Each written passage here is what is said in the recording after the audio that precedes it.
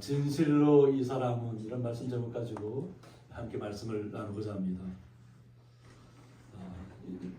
여기에 나오는 배는 어떤 배인 것 같은가요? 네, 난파선입니다. 이 난파선은 조사해봤더니 2019년도에도 지중해에서 발견이 됐는데 로마 시대에 침몰한 배입니다. 그래서 33.5m 길이의 배라고 합니다. 굉장히 큰 배죠. 큰 배고 그 당시 보통 배는 보통 이렇게 운행하는 배가 10m 정도인데 33.5m 정도의 길이의 배가 지중해에서 2019년도에 이렇게 발견이 됐습니다. 난파된다는 것은 생명을 빼앗겼다는 것입니다. 생명을 잃어버렸다는 것인데 오늘 살펴볼 바울과 또 그 섬에 떨어진 멜대 섬에서 어떤 일들이 벌어집니까? 이걸 좀 살펴보자 합니다. 그런데 우리가 난파를 당할 때 그 배에 있던 사람들의 심경이 어떨까요? 생사를 넘나드는 굉장히 큰 고통을 겪게 됩니다. 그래서 제가 아는 목사님도 지금은 춘천에서 이제 목회하고 계시는데 그분은 원래 배를 타시는 분이었어요. 근데 배가 침몰하면서 배 선미만 붙잡고 올라갔다가 살아남은 분이에요. 배에서 침몰하는 배에서 살아남고 나서 목회의 길로 신학을 하나님 앞에 신학을 배우면서 목회의 길로 들어와서 지금 목회를 저보다 선배입니다. 목사님이신데 지금 목회를 춘천에 잘하고 계십니다. 또 예전에 한번 울산에서 한번 저기 그 시추하는데 기초를 얻는 그 시추선이 한번 침몰한 적이 있어요. 태풍 때문에. 거기에서 살아남은 분도 한 분이 제 형입니다. 그러니까 생사의 고비를 넘나드는 그 시간이 굉장히 얘기를 들어보니까 그다음 겨울이었는데 얼음장 같아요. 얼음장 같은 몸 속에서 바늘로 계속 자기 몸집을 한 방이라도 죽을 것 같은 시간들. 그 시간을 견뎌야만 하는 시간들. 많은 분들이 그래서 희생당했지만 또 살아남은 분들도 이렇게 증언을 합니다. 그래서 지금 정선에서 어머니와 함께 사업을 하고 있는데 그 배를 살아남고도 예전 또 인천에 가서 또 그와 같은 일을 또 했더만요. 근데 트라우마가 있으면 보통 그런 일을 하기 힘든데 그래도 근하게 살아남아서 하는 것이 아마 있어요. 근데 아마 어떤 면에서 정신적인 문제도 있겠죠. 제 형이 공수부대를 나왔습니다. 공수부대를 나왔기 때문에 아마 죽음에서 어떻게 살아남아야 하는지를 좀 배웠을지도 있겠죠. 그러나 전적으로는 하나님의 은혜가 아니면 우리는 이 땅에서 살아갈 수가 없습니다. 그래서 그 배를 통해서 우리는 바울의 모습을 봐야 됩니다. 그래서 바울이 우리 지난 시간에 다 했던 것처럼 바울은 배가 출항하지 않기를 원했어요. 하나님께서 지금 나가면 큰 낭패를 당할 수 있다는 것을 알려주셨기 때문에. 그러나 백부장과 선장과 선주들은 백부장은 선장과 선주의 말을 더 신뢰했다는 거죠. 그래서 결국 출항했다가 유라굴라는 큰 풍랑을 만나서 사흘 동안을 바다에서 생사를 넘으면서 휘몰아치는 그 참혹한 가운데 있었다는 겁니다. 그런데 바울은 뭐라고 얘기했나요? 하나님께서 다시 천사를 통해서 그렇게 말씀하십니다. 배는 다 깨지고 다 이렇게 침몰할 수 있지만 여기에 속한 모든 사람 한 사람도 생명은 희생되지 않을 것이다. 그러니까 하나님 믿고 예수 그리스도를 이제 바울은 예수 그리스도를 통해서 말씀을 복음 전하는 것이니까 믿고 나아가라는 것입니다. 그러면 생명에는 지장이 없을 거라는 겁니다. 그래서 결국은 그 믿음 하에서 결국은 바울과 거기에 함께했던 모든 사람들은 섬으로 나오게 됐습니다. 그래서 그 섬으로 나왔을 때 그들의 심정은 어땠을까요? 사흘 동안 그 풍랑 속에서 계속 힘들게 싸우다가 또 배가 파손이 되면서 그들 바다에 빠졌는데 그들이 다 이렇게 무트로 섬으로 멜리드라는 섬으로 나왔을 때 그들의 심정은 모든 육체가 다 완전히 가라앉았을 겁니다.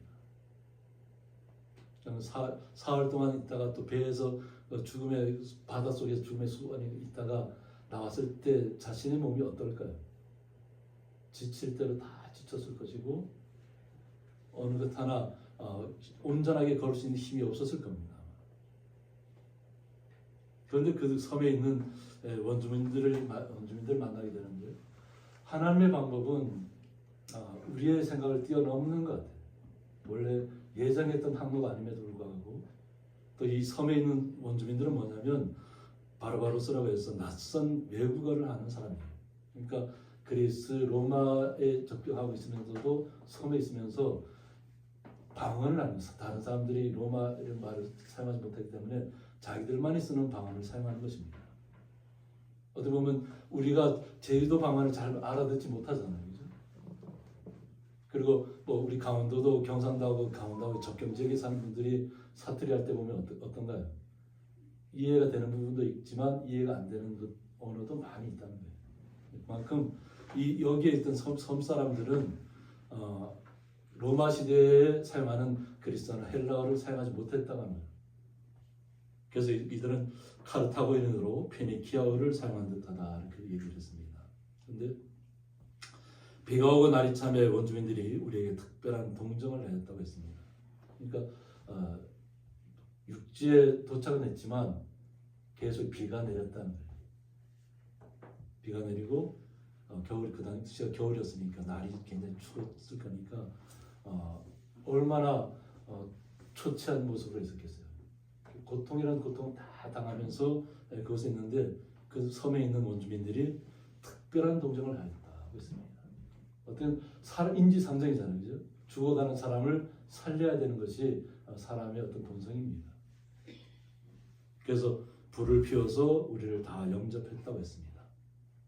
그러니까 섬에 가서 온몸이 다 얼어 있었을 텐데 그래서 몸을 녹일 수 있는 불을 피워줬다는 것은 굉장히 큰 특혜를 준 것입니다. 얼마나 감사하고 고맙겠어요. 그냥 온몸이 다 얼어서 그냥 뭐 지쳐서 그냥 언제라도 뭐 죽어서 별로 할 말이 없을 텐데 그런 불구하고 그들은 그들에게 불을 피워서 그들을 영접했다고 하는 것입니다. 그러면서 이들에게 하나님의 복음이 전달되는 시간을 갖게 됩니다. 근데 그 복음을 전달하는 방법이 어떤 방법으로 됐냐면 바울이 나무 한 묶음을 거두었다고 했습니다.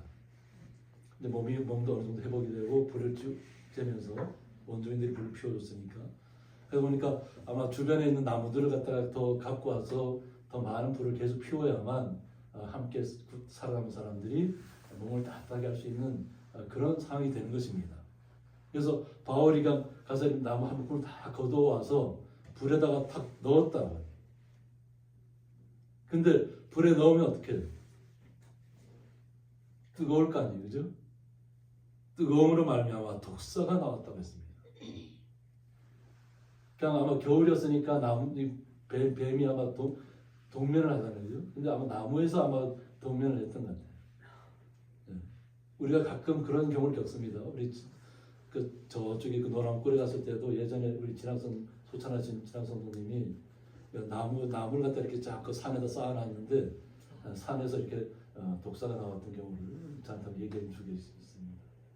그만큼 나무 틈새에도 독사가 들어가서 동면을 한다는 것이죠. 그런데 동면을 하는 뱀이니까 뭐 나무를 이렇게 거두어갈 때는 그냥 가만히 있었겠죠. 그런데 갖다 불에다가 딱 던지면 어때요? 뜨겁잖아요. 독사도 생물이죠. 살아있는 생물인데 동물인데 이거 어떻게 얼마나 뜨거우니까 탁 뛰어오르면서 어떻게 바울의 손을 딱 물어버립니다. 어떻게 될까요? 독사가 사람을 물으면 어떻게 될까요? 우리 성도님들 경험한 그 이웃의 그런 경험한 분 안 계신가요? 독사에 물렸던 분이 어떻게 되는지? 독사에 바로 물리면 죽죠. 그래서 제가 알고 있는 오래전 얘기지만 하시는 분이 독사에 물리고 나서 온몸이 그냥 퉁퉁 다 부어요. 그러면서 피가 죽어가요. 시커멓게. 그러면서 그 결국 죽음을 맞이하는 시간을 가는데 독사의 독이 굉장히 독합니다. 다큐멘터리 같은 걸 보면 독사가 탁 하고 물려고 하는 그 순간부터 독이 튀어나와요. 독이 쫙 뻗어나와요. 그리고 이게 딱 물어버리면 치명적으로 이렇게 사람의 생명을 해하게 되는 것입니다. 근데 독사가 나와서 바울을 갖다 탁 물어버려요. 그러니까 원주민들이 생각할 때가 어떻겠어요? 원주민들은 그 지역에서 뱀한테 물리면 어떻게 된다는 걸 잘 알 거 아니에요, 그죠? 독사한테 물리면 어떻게 된다는 것을. 네. 그냥 불에서 갑자기 동면하다가 갑자기 불에 딱 오니까 그냥 뜨거움이 탁 나타나면서 바울에 딱 물어버려요. 그래서 원주민들이 이 짐승이 그 손에 매달려 있음을 보고 서로 말하되라고 했습니다. 살아남았던 때는 야 정말 어떻게 이 파도 큰 그 파도에서 살아남았지? 아마 이렇게 하면서 위로하고 이렇게 했을 텐데 살아남아 나와서 불을 쬐다가 갑자기 독사에 물렸을 때 그 원주민들의 생각이 어땠냐면 진실로 이 사람은 살인한 자로다 하고 있습니다. 분명히 바다에서는 살아남았잖아요. 그 유라 올라오는 강풍을 통해서 살아남았는데 불 쬐다가 불을 갖다 나무 갖다 딱 넣었는데 독사에 물렸으니까 원주민들이 발부터 이 사람은 살인한 자가 맞다 이렇게 얘기하는 바울이 살인한 자인가요? 복음을 증거하기 위해서 로마의 가이사 왕함제에게 가는 길이었잖아요. 가이사왕제에게 자기는 복음을 전하겠다고. 그러면서 이 원주민들이 뭐라고 얘기하냐면 바다에서는 구조를 받았다는 거죠. 바다에서는 구조를 받았으나 공의가 그를 살지 못하게 함이로다 하고 있습니다. 바다에서는 살아남았는데 공의가 그를 살지 못하게 한다. 이 공의가 뭐냐면 어떤 뜻을 갖고 있냐면 헬디케라고 해서 자명할 정도로 올바름이라는 뜻을 갖고 있습니다. 그런데 이 당시 멜대 원주민들에게 숭배되던 죄인을 죽음으로 형벌하는 정의의 여신을 가리킨다. 복수의 여신을 가리킨다. 그러니까 바울이 정말 잘못이 있으니까 이 독사가 나와서 결국 복수하는 것 아니냐, 정말 죽음으로 몰아넣는 거 아니냐 이렇게 판단했다는 겁니다. 우리 성도들은 어떤가요? 성도들은 복음을 전하면서 어떤 역할을 하는 것인가요? 예수님의 복음을 전하면서 생명을 살리는 역할을 하는 것입니다. 그런데 복음을 증거하면서 좋은 소리만 듣나요? 복음을 증거하면서 좋은 소리만 들으셨나요? 때로는 거친 말소리도 들어야 합니다. 또 때로는 비난도 들어야 합니다. 나에게는 그런 말 절대 하지 말라고 네 곁에 오지 말라고 하는 경우도 있습니다. 선한 의도로 예수님의 생명을 전하고 있는데 그 생명을 전하는 것이 거절당했을 때 사람의 마음은 어떨까요? 굉장히 찬성할 겁니다. 그런데 우리 성도님들은 유의하셔야 될 것이 뭐냐면 복음을 전하면서 상처받아서는 절대 안 됩니다. 제가 복음을 와서 전하면서 상처받지 않는 이유가 있습니다. 저는 단지 전하는 것밖에 없습니다. 그런데 그 상대방이 복음을 받아들이고 안 받아들이고는 누가 결정하죠? 예수님이 결정합니다.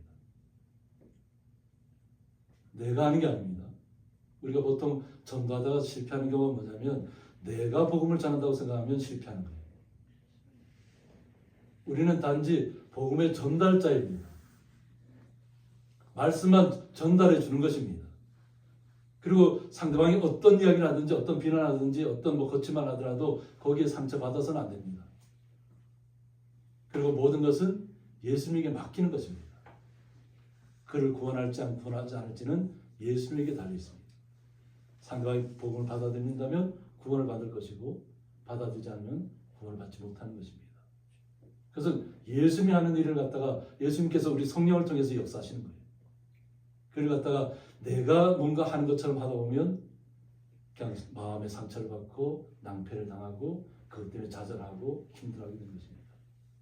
그러니까 모든 것은 예수님에게 맡기라고 해요. 예수님께서 항상 말씀하세요. 너의 무거운 짐을 나에게 맡기라는 거예요. 우리가 스스로가 짐을 지지 말라는 것입니다.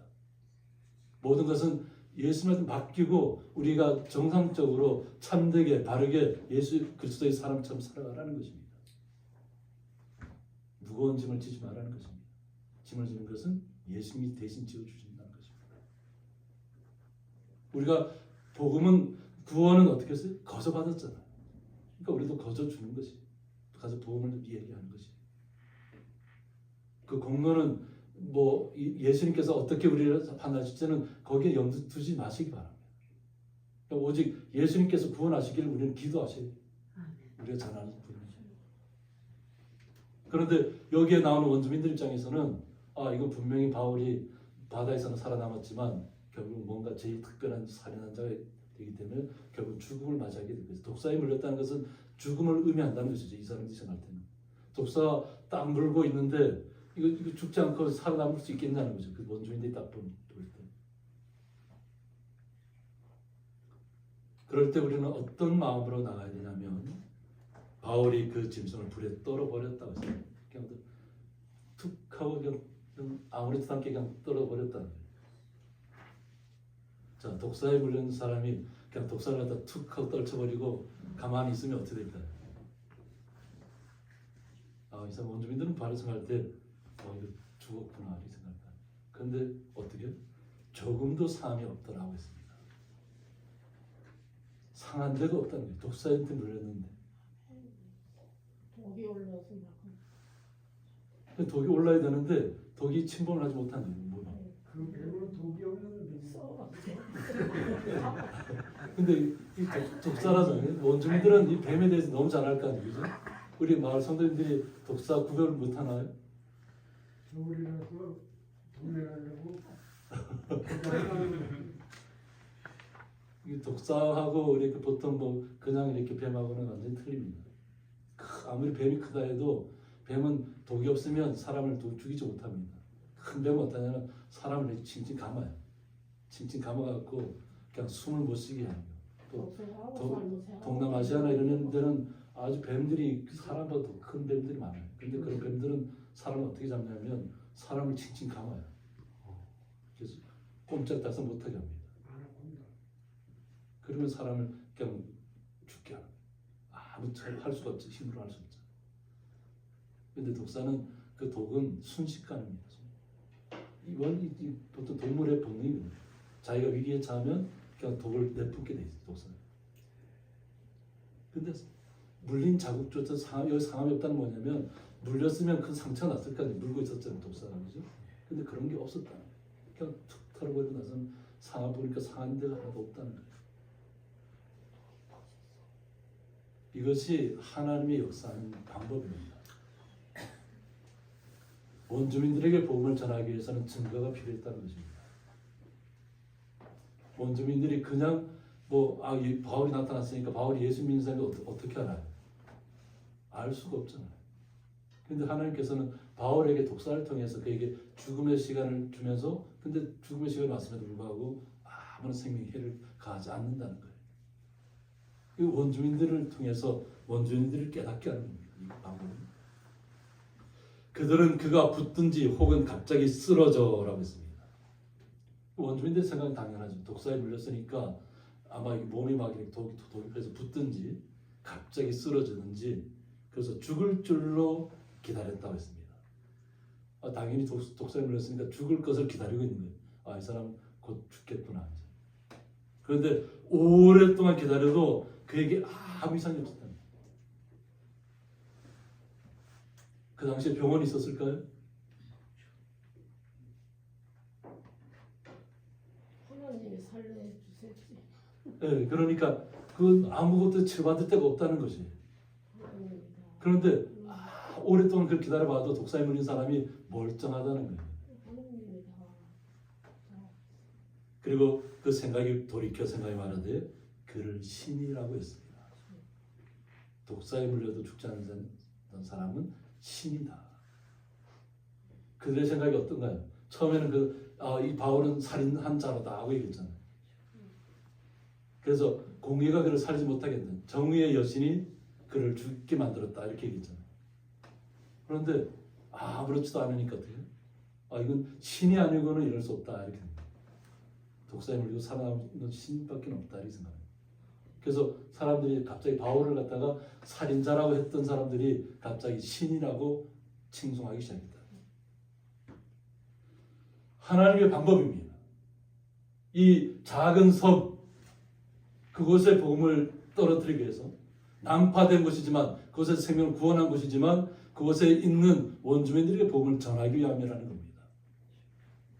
아무도 거들떠보지 않는 아주 작은 섬에 있는 사람들에게조차도 하나님의 복음은 하나님의 생명의 말씀은 떨어진다는 것입니다. 근데 그 후에 어떤 일이 벌어졌냐면 이 섬에서 가장 높은 사람 보블리오라 하는 이가 그 근처에 토지가 있다고 했습니다. 그가 우리를 영접하여 사흘이나 친절히 머물게 했다고 했습니다. 가장 높은 사람이 바울과 그 함께 있던 모든 사람들을 다 사흘 영접해갖고 그냥 친절하게 어떻게 보면 자신들이 신이라고 생각했던 사람이죠. 살인자로 했던 생각이 완전히 바뀌면서 이제 신과 같은 사람으로 그들을 영접했다는 것입니다. 그러니까 특별한 무언가가 있다고 느낀 것이죠. 그런데 바울은 예수님을 전하는 사람입니다. 그러니까 보블리오의 부친이 열병과 이질에 걸려 누워있거늘 바울이 들어가서 기도하고 그에게 안수하여 낫게 하며라고 했습니다. 바울은 예수 그리스도의 이름으로 기도했다는 것입니다. 자신도 이곳에서 살아남았지만 또 병들인 사람들을 살게 하는 역할을 하나님께서 부여해 주셨다는 겁니다. 그래서 바울이 기도할 때 성령의 역사가 일어나는 것입니다. 우리는 아무리 우리가 뭐 많은 능력이 있다 할지라도 그 능력은 어디서 와요? 오직 예수 그리스도께로 옵니다. 그것을 잊지 않으셔야 돼요. 이 땅에는 많은 뭐 교주들이 있고 이런 뭐 치유자들이 있는데 그들이 착각하는 게 있어요. 처음에는 예수님의 이름으로 치료하다가 나중에 많은 사람들이 치료받으면 자기가 치료의 능력이 있는 줄 착각하는 거예요. 그러고 나서 자기가 그렇게 생각하면 성령의 역사가 없습니다. 성령의 역사가 없으면 그때부터는 누군가 술수를 부리고 미디어를 사용해서 마술을 부리는 것처럼 그냥 남을 속이는 것이. 그러다 안 되면 망하는 것입니다. 그러나 우리 하나님의 사람들은 우리 성도님들 마찬가지입니다.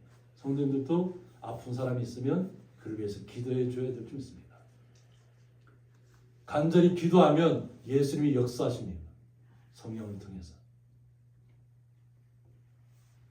이렇게 기도하고 안수하여 낫게 하며 이러므로 섬 가운데 있는 다른 병든 사람들이 와서 고침을 받았다고 했습니다. 이 소문이 그냥 일파만파로 퍼지기 시작하니까 그 섬에 있는 병든 사람들이 다 몰려와서 바울에게 기도를 받고 고침을 받았다는 거죠.